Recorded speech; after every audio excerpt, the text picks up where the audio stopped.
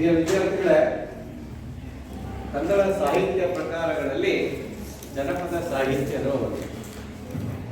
ಆ ಜನಪದ ಸಾಹಿತ್ಯದಲ್ಲಿ ನಾವು ಜನಪದ ಗೀತೆಗಳನ್ನು ಕಾಣ್ತೀವಿ, ಜನಪದ ಕಥೆಗಳನ್ನು ಕಾಣ್ತೀವಿ, ಹಾಗೆ ಗಾದೆಗಳನ್ನು ಕಾಣ್ತೀವಿ, ಒಗಟುಗಳನ್ನು ಕಾಣ್ತೀವಿ, ಹಾಗೆ ಪ್ರಮುಖವಾಗಿ ಲಾವಣಿಗಳನ್ನು ಕಾಣ್ತೀವಿ. ಹಾಗಾದ್ರೆ ಈ ಪ್ರಮುಖ ಪ್ರಕಾರಗಳು ಯಾವ್ಯಾವು ಅಂತೇಳಿ ನಾನು ಈಗ ಹೇಳಿದೆ. ಈಗ ನೀವು ಒಬ್ಬೊಬ್ಬರೇ ಬಂದು ಆ ಪ್ರಕಾರಗಳನ್ನ ಬರೀಬೇಕು, ಆಯ್ತಾ? ಜನಪದ ಸಾಹಿತ್ಯ ಪ್ರಕಾರ, ಜನಪದ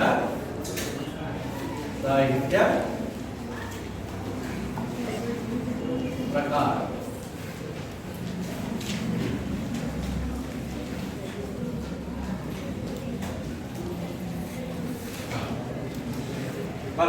अमित चंद्र देखो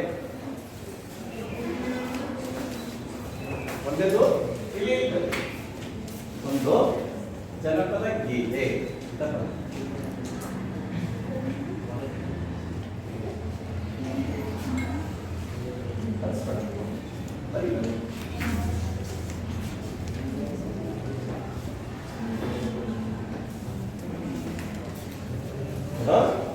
ಜನಪದ ಗೀತೆ ಏನ್ ಬರ್ತೀವಪ್ಪ? ದೀಪ ಭಾನುಮತಿ ಜನಪದ ಕಥೆ,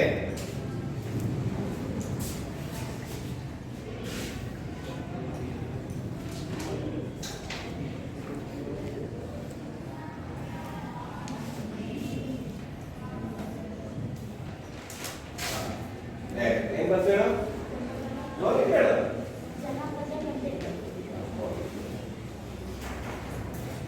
ಬರ ವಿವೇಕ್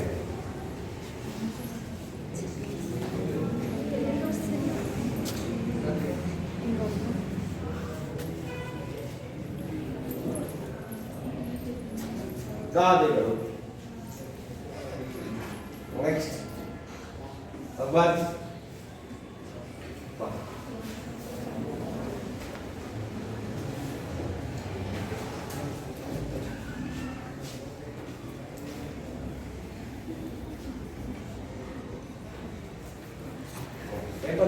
ಜನಪದ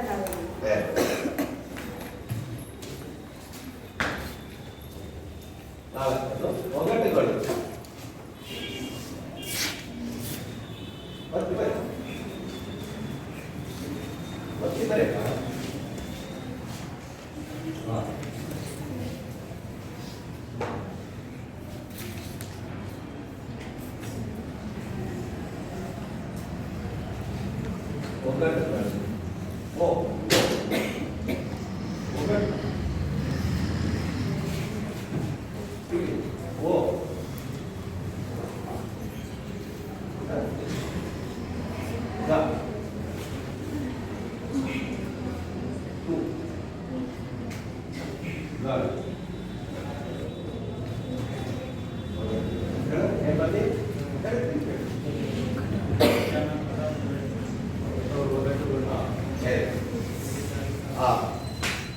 बराबर उम्मीद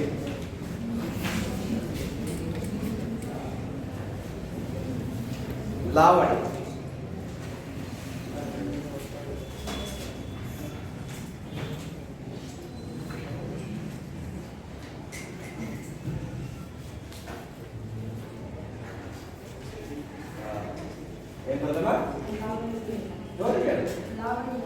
लावणी ಈಗ ಈ ರೀತಿಯಾದಂತಹ ಜನಪದ ಸಾಹಿತ್ಯ ಪ್ರಕಾರಗಳಲ್ಲಿ ನಾವೀಗ ಲಾವಣಿಗಳ ಬಗ್ಗೆ ತಿಳ್ಕೊಳ್ಳೋಣ. ಒಂದು ಜನಪದ ಲಾವಣಿಯ ಬಗ್ಗೆ ತಿಳ್ಕೊಳ್ಳೋಣ. ಅದೇ ಹಲಗಲಿ ಬೇಡರು ಎಂಬ ಲಾವಣಿ.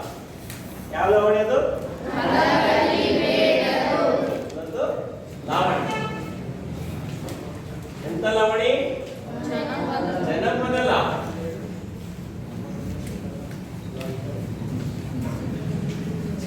ಅಂದ್ರೆ ಜನಪದ ಅಂದ್ರೇನು? ಜನಪದ. ಜನಪದ ಜನಪದ ಅಂದ್ರೆ ಜನರ ಸಮೂಹ. ಜನಪದ ಅಂದ್ರೆ ಏನರ್ಥ? ಜನರ ಸಮೂಹ.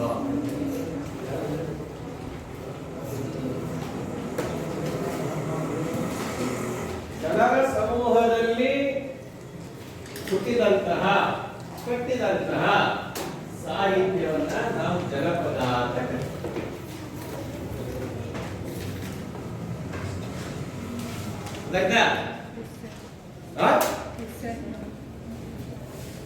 ಜನರ ಸಮೂಹ. ಸಮೂಹ ಅಂದ್ರೇನು?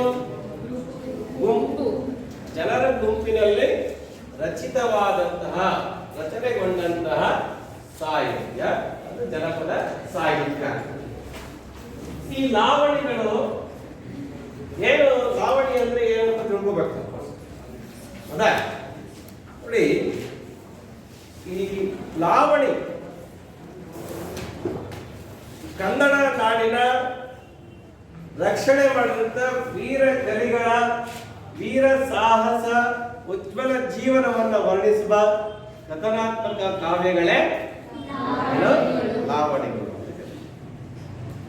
ನೋಡಿ, ಆ ಕನ್ನಡ ನಾಡಿನ ರಕ್ಷಣೆ ಮಾಡತಕ್ಕಂತಹ ಕಾರ್ಯ ಅಂದ್ರೆ ಕನ್ನಡ ನಾಡಿನ ಸ್ವತಂತ್ರ ಹೋರಾಟದ ಸಂದರ್ಭದಲ್ಲಿ ವೀರ ಕಲಿಗಳು, ಕಲಿ ಅಂದ್ರೆ ವೀರ ಅಂತಲೇ ಅರ್ಥ, ಅವರು ತಮ್ಮ ಸಾಹಸ ಉಜ್ವಲ ಜೀವನವನ್ನ ವರ್ಣಿಸುವಂತಹ ಒಂದು ಕಥನಾತ್ಮಕ ಕಾವ್ಯಗಳೇ ಏನಂತವೆ?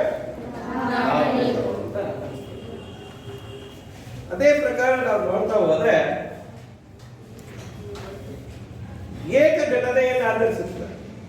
ಈ ಲಾವಣಿಗಳು ಒಂದು ಘಟನೆಯನ್ನ ಆಧರಿಸಿರ್ತವೆ. ಆಮೇಲೆ ಜನಸಾಮಾನ್ಯರು ರಚಿಸುವ ಲಾವಣಿಗಳು ವಸ್ತುನಿಷ್ಠವಾಗಿರ್ತವೆ, ವ್ಯಕ್ತಿನಿಷ್ಠವಾಗಿರೋದಿಲ್ಲ, ವಸ್ತುನಿಷ್ಠವಾಗಿರ್ತವೆ. ಅಂದ್ರೆ ಯಾವುದೋ ಊರಿನ ಘಟನೆಯನ್ನ, ಯಾವುದೋ ಊರಿನ ವಿಚಾರವನ್ನ ಹೇಳ್ತಾ ಇರ್ತಾರೆ. ಆ ವಿಚಾರ ನಮಗೆ ಗೊತ್ತಾಗ್ತಾ ಹೋಗುತ್ತೆ. ಹಿಂದಿನಿಂದ ವಾಕ್ ಪರಂಪರೆಯನ್ನು ಅಲ್ಲಿ ವಾಕ್ ಪರಂಪರೆಯಲ್ಲಿ ಉಳಿದು ಬಂದಂತ ವಾಕ್ ಪರಂಪರೆ ಅಂದ್ರೆ ಬಾಯಿಂದ ಬಾಯಿ. ಜನಪದ ಸಾಹಿತ್ಯ ಹೆಂಗ್ ಹುಟ್ಟಿದ್ದು?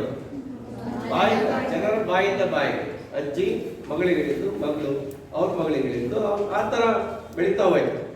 ಅವಾಗ ಶಿಷ್ಟ ಸಾಹಿತ್ಯ ಇದ್ದಿಲ್ಲ, ಯಾವುದೇ ಪುಸ್ತಕದಲ್ಲಿ ಬರೆದಿರ್ತಕ್ಕಂಥ ಒಂದು ವಿಚಾರ ಗೊತ್ತಿದ್ದಿಲ್ಲ. ನಮ್ಮ ಹಿರಿಯರು ಹೇಗೆ ಅಂದ್ರೆ ಕುರಿತೋದಯಂ ಕಾವ್ಯ ಪ್ರಯೋಗ ಪರಿಣತ ಮತಿಗಳು ಅಂದ್ರೆ ಯಾವುದೇ ಶಾಲಾ ಕಾಲೇಜಿಗೂ ವಿಶ್ವವಿದ್ಯಾಲಯದಲ್ಲಿ ಅವರು PhD ಪಡೆದವರಲ್ಲ, ಓದು ಬರಹ ಕಲಿತವರಲ್ಲ. ಅವರ ಜೀವನಾನುಭವದಿಂದ ಏನ್ ಮಾಡ್ತಿದ್ರು? ಅವರು ಶಿಕ್ಷಣವನ್ನ ಪಡಿತಿದ್ರು. ಅನುಭವ ಅವರ ಶಿಕ್ಷಣ ಆಗಿತ್ತು. ಹೌದಾ? ಅವರು ಹಿರಿಯರ ಹಾಕಿಕೊಟ್ಟಂತಹ ಸಂಸ್ಕಾರ, ನಡೆ ನುಡಿ, ಆಚಾರ ವಿಚಾರ ಆಮೇಲೆ ಅವರು ತಮ್ಮ ಜೀವನದಲ್ಲಿ ಅಳವಡಿಸ್ಕೊಂಡಿದ್ರು. ಆತರ ವಾಕ್ ಪರಂಪರೆಯಲ್ಲಿ ಉಳಿದು ಬಂದದ್ದು ಮತ್ತೆ ಐತಿಹಾಸಿಕ ಮಹತ್ವವನ್ನ ಪಡೆದಿದೆ. ಲಾವಣಿಗಳು ಐತಿಹಾಸಿಕ, ಇತಿಹಾಸಕ್ಕೆ ಸಂಬಂಧಿಸಿದ್ದು. ಐತಿಹಾಸಿಕ ಅಂದ್ರೆ ಅಂತ ಇತಿಹಾಸಕ್ಕೆ ಸಂಬಂಧಿಸಿದಂತ ವಿಚಾರಗಳು ಇಲ್ಲಿದ್ವು. ಮತ್ತೆ ಗದ್ಯದ ಒಳಹನ್ನ ಅಂದ್ರೆ ಗದ್ಯದ ರೂಪದಲ್ಲಿ ನೋಡಿ, ಈ ಲಾವಣಿಯನ್ನು ನೋಡಿದ್ರೆ ನಿಮಗೆ ಗೊತ್ತಾಗುತ್ತೆ. ಗದ್ಯದ ರೂಪದಲ್ಲಿ ಓದ್ಬೋದು, ಪದ್ಯ ರೂಪದಲ್ಲಿ ಹಾಡಬಹುದು. ಎರಡಕ್ಕೂ ಅವಕಾಶ ಇದೆ ನಮಗೆ, ಆಯ್ತಾ? ಹಾಗಾಗಿ ಗದ್ಯದ ಒಳಹನ್ನ, ಭಾವಗೀತದ ಸತ್ವವನ್ನ ಹೊಂದಿರುವ ಲಾವಣಿಗಳು ಧ್ವನಿ ರಮ್ಯತೆಯನ್ನ, ಅರ್ಥ ಸೌಂದರ್ಯವನ್ನ, ಧ್ವನಿ ರಮ್ಯತೆ ಅದರಲ್ಲಿ ಭಾವಗಳು, ರಾಗ, ತಾಳ, ಲಯ ಎಲ್ಲ ಸಿಗ್ತವೆ. ಮತ್ತೆ ಅರ್ಥ ಸೌಂದರ್ಯ, ಅದರಲ್ಲಿ ಅರ್ಥ ಕಲ್ಪಿತವಾಗಿದೆ. ಅದರಲ್ಲಿ ಎಷ್ಟು ವಿಚಾರಗಳು ನಮಗೆ ಅರ್ಥ ಮಾಡಿಕೊಳ್ಳೋದಕ್ಕೆ ಸಿಗ್ತವೆ ಅಂತಕ್ಕಂಥದ್ದನ್ನು ನಾವು ಆಲೋಚನೆ ಮಾಡಬಹುದು. ಆ ತರ ಸತ್ವವನ್ನ ಹೊಂದಿರತಕ್ಕಂತಹ ಲಾವಣಿಗಳು ಧ್ವನಿ ರಮ್ಯತೆಯನ್ನ, ಅರ್ಥ ಸೌಂದರ್ಯವನ್ನ ಹೊಂದಿದ್ದಾವೆ. ಈ ಒಂದು ಹಲಗಲಿ ಬೇಡರು ಎಂಬ ಜನಪದ ಲಾವಣಿಯನ್ನ ಸಂಪಾದನೆ ಮಾಡಿರ್ತಕ್ಕಂಥವ್ರು ಯಾರಪ್ಪ ಅಂದ್ರೆ ಡಾಕ್ಟರ್ BS ಗದ್ದಿಗಿ ಭಟ್ಟ. ಯಾರು? ಗದ್ದಿಗಿ ಭಟ್ಟ ಅವರು ಸಂಪಾದಿಸತಕ್ಕಂಥ ಜನಪದ BS ಡಾಕ್ಟರ್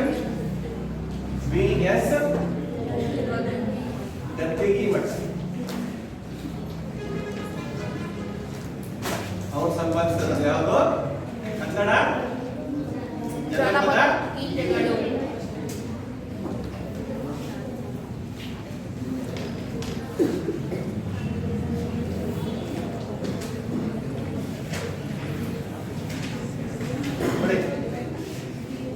ಸಂಪಾದನೆ ಮಾಡದೇ ಇದ್ರೆ ನಮಗೆ ಇವತ್ತು ನಮ್ಗೆ ಓದೋದಕ್ಕೆ ಸಿಗ್ತಾ ಇದ್ದಿಲ್ಲ. ಅವು ವಾಕ್ ಪರಂಪರೆಯಿಂದ ಹಂಗೆ ಕಣ್ಮರೆ ಆಗ್ಬಿಟ್ಟಿತ್ತು.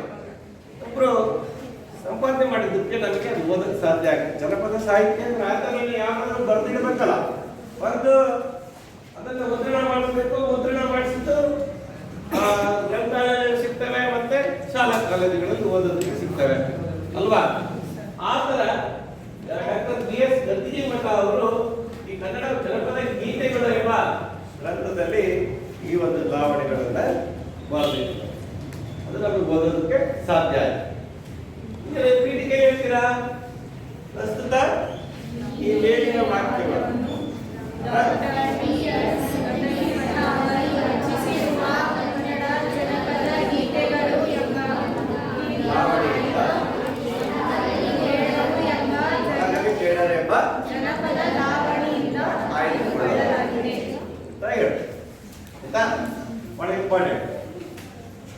ಈ ರೀತಿಯಾಗಿ ಈ ಒಂದು ಲಾವಣಿಯ ವಿಚಾರವನ್ನ ನಾವು ತಿಳ್ಕೊಂಡು, ಹಾಗೆ ಈ ಒಂದು ಲಾವಣಿಯ ಒಳಗೆ ನಾವು ಹೋದ್ರೆ ಏನ್ ಹೇಳ್ತದೆ ಲಾವಣಿ? ಎಲ್ಲರ ಪುಸ್ತಕ ಇದೆಯಲ್ಲ, ನೋಡ್ಕೊಳ್ಳಿ.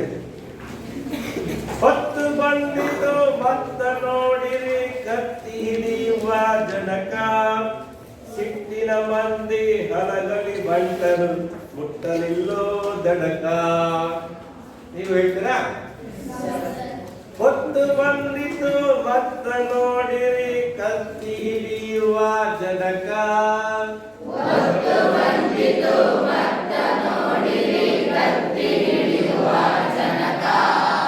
ಸಿಟ್ಟಿನ ಮಂದಿ ಹಲಗಲಿ ಬಂಟರು ಮುಟ್ಟಲಿಲ್ಲೋ ದಡಕ.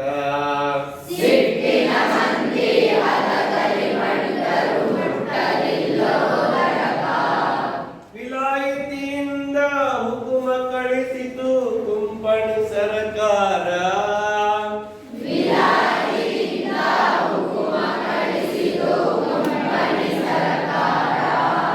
ಎಲ್ಲ ಜನರಿಗೆ ಜೋರ ಮಾಡಿ ಕಸಿದುಕೊಳ್ಳಿರಿ ಹತಾರ.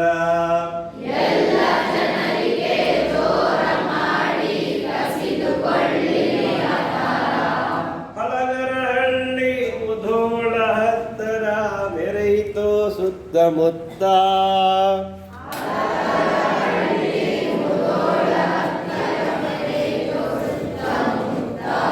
ಪೂಜೇರಿ ಹನುಮ ಬ್ಯಾಡರ ಬಾಲ,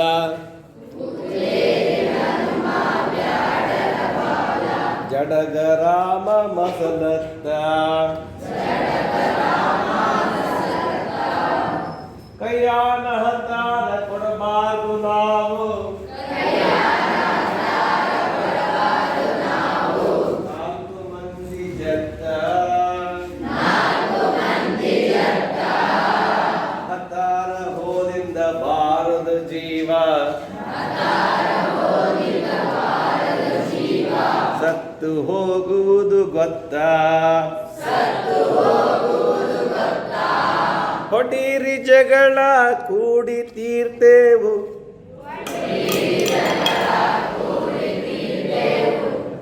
ಕುಮಕಿ ನಮ್ಮ ದ್ಯಾವತ್ತ, ಒಳಗಿಂದೊಳಗ ವಚನ ಕೊಟ್ಟರು, ಯಾರೆಲ್ಲ ಕಲಿತ, ಕಾರಕೂಲನ ಕಪಾಳಕ ಬಡಿದರೆ, ಸಿಪಾಯಿ ನೆಲಕ ಬಿದ್ದ, ಆಗಿಂದಾಗ ದುಃಖದ ಸುದ್ದಿ, ಸಾಹೇಬರ ಹೋಯ್ತಾ, ಹೊತ್ತು ಬಂದಿತು ಮತ್ತ ನೋಡಿರಿ ಕತ್ತಿ ಹಿಡಿಯುವ ಜನಕ,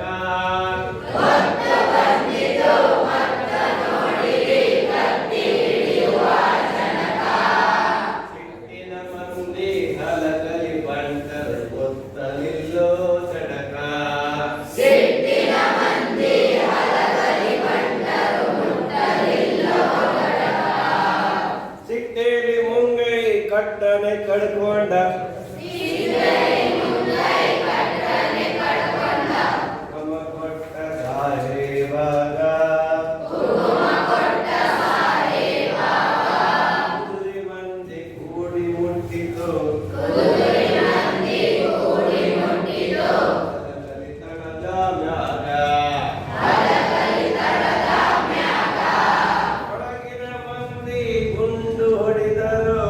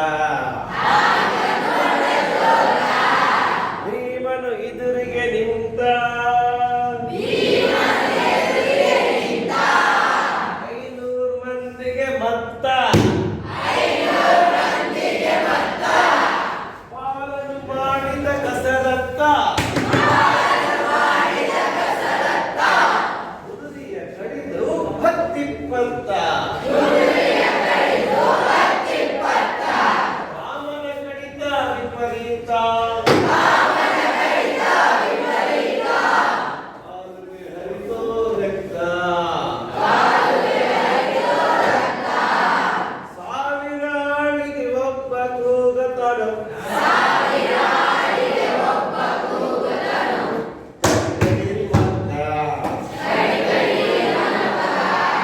ನಾಲ್ಕು ಮಂದಿ ಹಿಂಗೆ ಕಡಿದು ಸತ್ತರು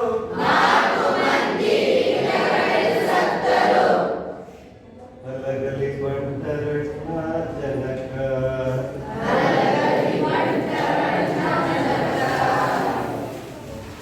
ಹೊತ್ತು ಬಂದಿತು ಮತ್ತ ನೋಡಿರಿ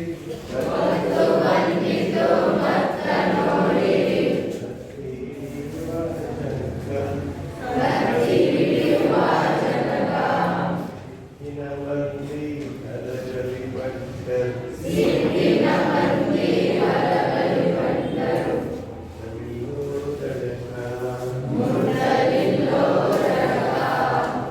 ಕೊಡಲಿ ಕೋರೆ ಕುಡ ಕಬ್ಬಿಣ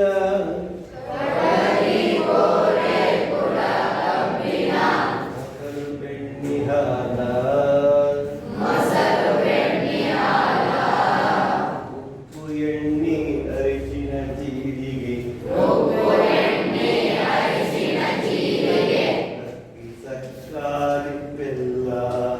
ಅಕ್ಕಿ ಸಕ್ಕಾರಿ ಬೆಲ್ಲ ಗಂಗಳ ಜರಿಗೆ ಮಂಗಳ ಸೂತ್ರ ಓದವು ಬೀಸು ಕಲ್ಲ ಹಾಳಾಗಿ ಹೋಯಿತು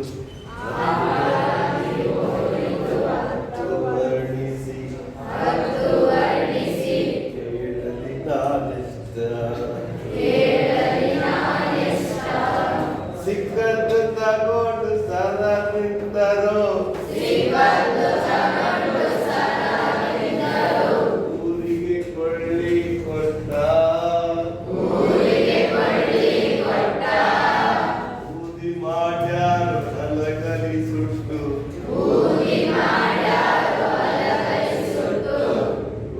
ಉಡಿಯಲಿ ಎಳ್ಳಷ್ಟು ಕಾಣದೆ ಹೋಯಿತು ಕೆಟ್ಟು ವರ್ಣಿಸಿ ಹೇಳಿದೆ ಕಂಡಷ್ಟು ಮುತ್ತು ಕೋಟಿ ಕಲ್ಮೇಶನ ದಯದಿಂದ ಆಡಿದ ನನ್ನ ಜನಕ ಹೊತ್ತು ಬಂದಿತು ಮತ್ತ ನೋಡಿರಿ ಕತ್ತಿ ಹಿಡಿಯುವ ಜನಕ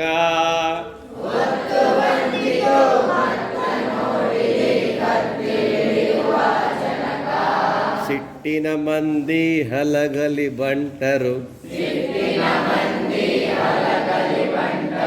ಮುಟ್ಟಲಿಲ್ಲೋ ದಡಕ ಮುಟ್ಟಲಿಲ್ಲೋ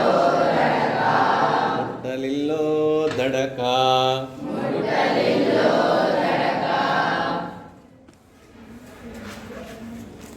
ಹೀಗೆ ಜನಪದ ಲಾವಣಿ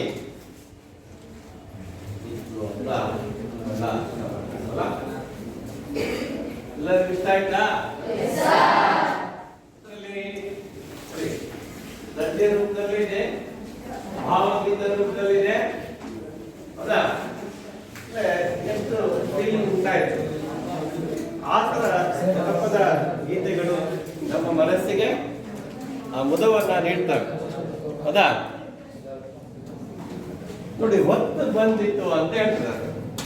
ಯಾವ ಹೊತ್ತು ಬಂತು, ಯಾರಿಗೆ ಹೊತ್ತು ಬಂತು, ಎಲ್ಲಿಗೆ ಹೊತ್ತು ಬಂತು, ಅದನ್ನು ಬಹಳಷ್ಟು ನಾವು ಸೂಕ್ಷ್ಮವಾಗಿ ತಿಳ್ಕೋಬೇಕು, ಹೌದಾ? ತ್ಯಾಗರಾಜ್ ಎಲ್ಲಿದೆಯಪ್ಪ? ಈ ಲಾವಣಿ ಇಷ್ಟ ಆಯ್ತಾ ನಿನಗೆ? ಯಾವುದಕ್ಕೆ ಇಷ್ಟ ಆಯ್ತೇನಪ್ಪ? ಬೇಗ ಹೇಳ್ಬೇಕು.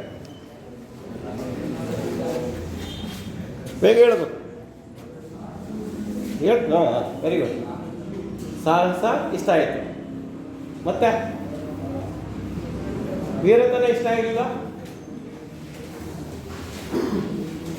ಅದರಲ್ಲಿ 4 ಜನ ವೀರರು ಬರ್ತಾರೆ. ಅವ್ರು ಯಾರು ಅಂತ ಗೊತ್ತಾಗ್ತದೆ ನಿಮಗೆ?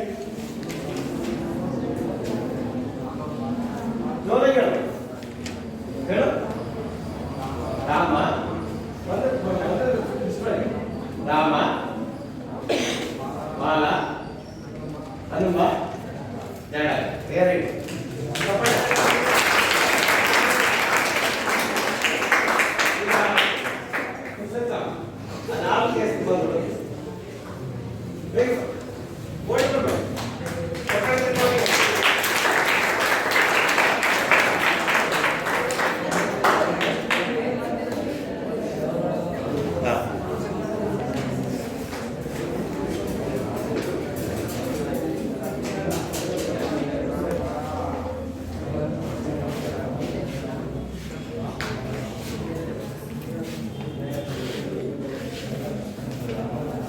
ಮಾತಾಡಬಾರ್ದಲ್ಲಿ.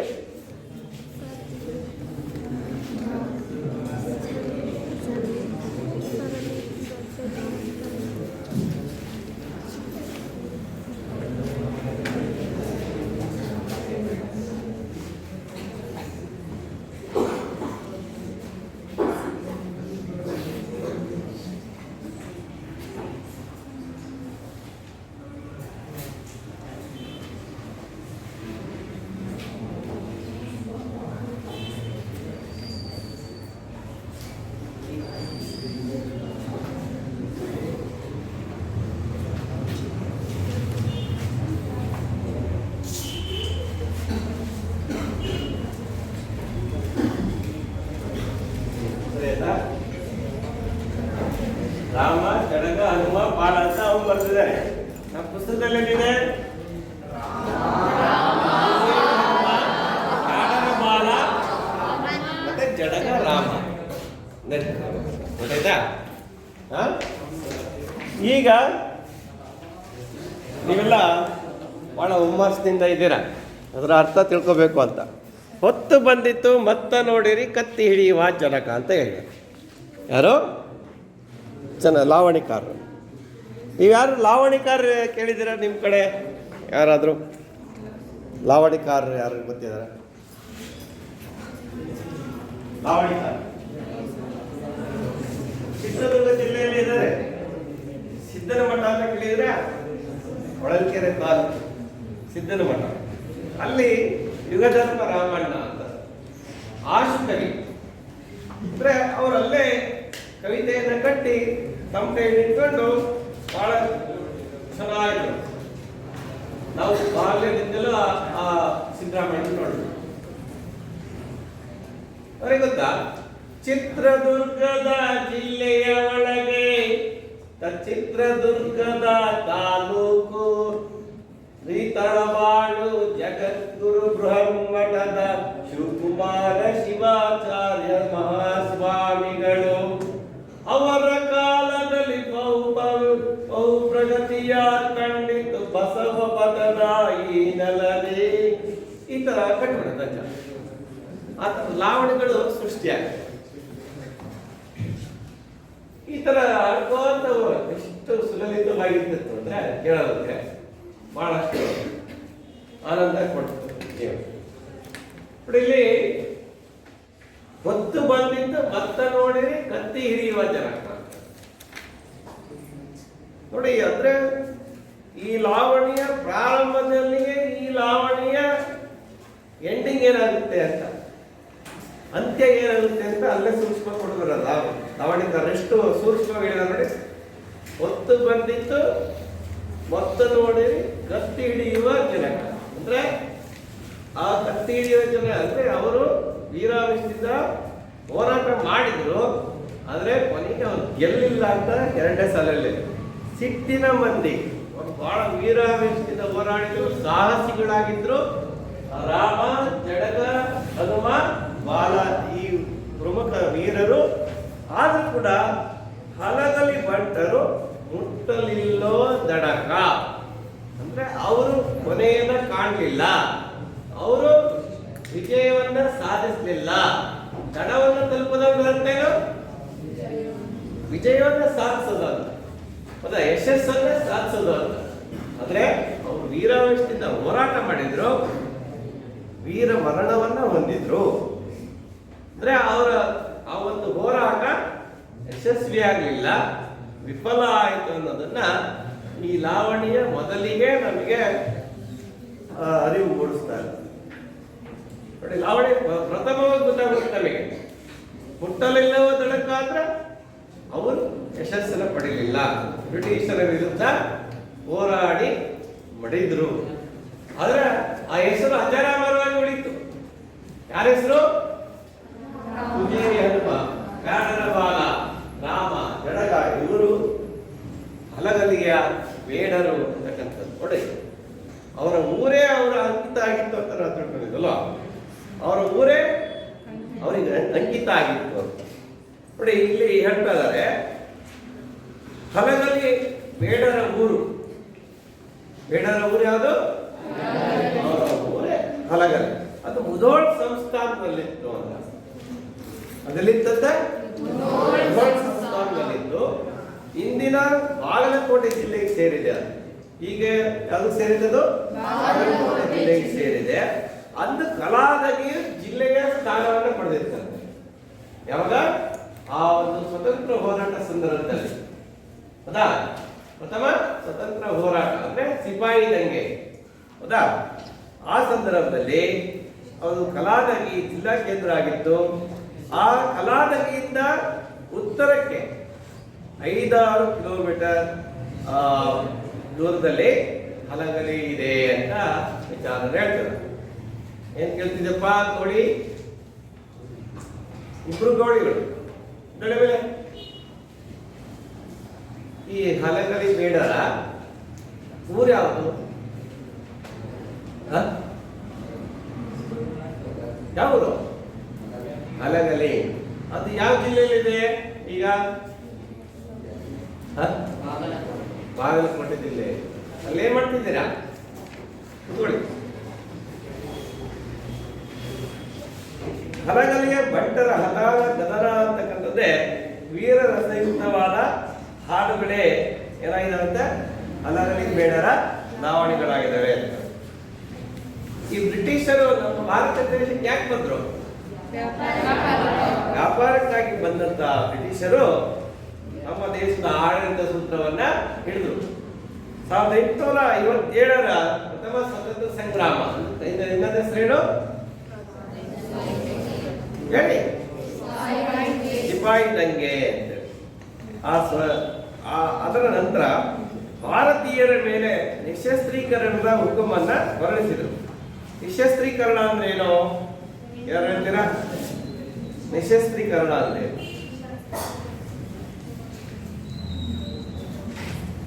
ನಿಶಸ್ತ್ರೀಕರಣ ಬರು ನಾಜಿಮಾ ಬರು ಮತ್ತೆ ಅಲ್ಲಿ ಓದು ಇಲ್ಲಿ ಬರ. ಭಾರತಕ್ಕೆ ಆಗಮಿಸಿದ ಬ್ರಿಟಿಷರು ಸಿಪಾಯಿ ದಂಗೆಯ ಅನಂತರ ಯಾವ ಕಾಯ್ದೆ ಜಾರಿಗೆ ತಂದರು? ಭಾರತಕ್ಕೆ ಆಗಮಿಸಿದ ಬ್ರಿಟಿಷರು ಸಿಪಾಯಿ ದಂಗೆಯ ಅನಂತರ ಯಾವ ಕಾಯ್ದೆ ಜಾರಿಗೆ ತಂದರು?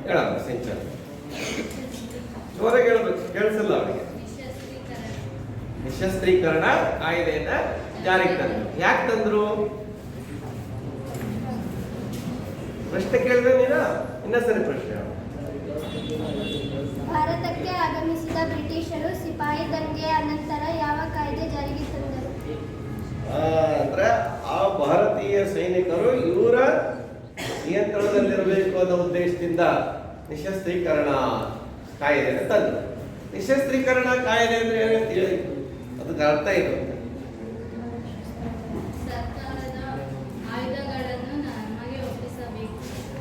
ಏನಂತ?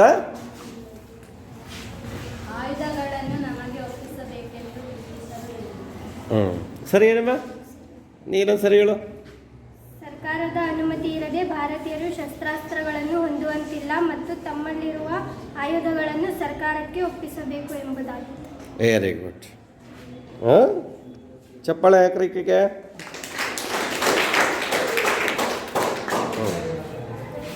ಇದಿಷ್ಟು ಹಲಗಲಿ ಬೇಡರ ಲಾವಣಿ ಮತ್ತೆ ಅದರ ಪರಿಚಯ ಆಯಿತು. ಹಾಗಾದ್ರೆ ಒಂದಿಷ್ಟು ಪ್ರಶ್ನೆ ಬರ್ಕೊಳ್ತೀವಿ. ಲಾವಣಿಗಳು ಎಂದರೇನು? ಲಾವಣಿಗಳು ಎಂದರೇನು?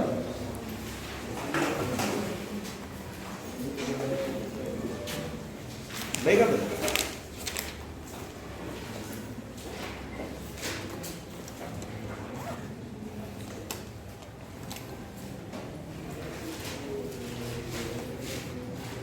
ವಿವರಿಸಿ. ಹಲಗಲಿ ಗ್ರಾಮ ಎಲ್ಲಿದೆ?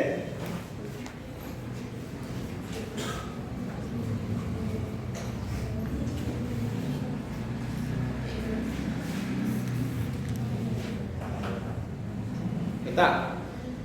ಹಲಗಲಿ ಗ್ರಾಮದ 4 ಪ್ರಮುಖ ವೀರರನ್ನು ಹೆಸರಿಸಿ. ಹಲಗಲಿ ಗ್ರಾಮದ 4 ಪ್ರಮುಖ ವೀರರನ್ನು ಹೆಸರಿಸಿ. ಇಷ್ಟು ಗೃಹಪಾಠವನ್ನು ಮಾಡ್ಕೊಂಡು ಆಯ್ತಾ?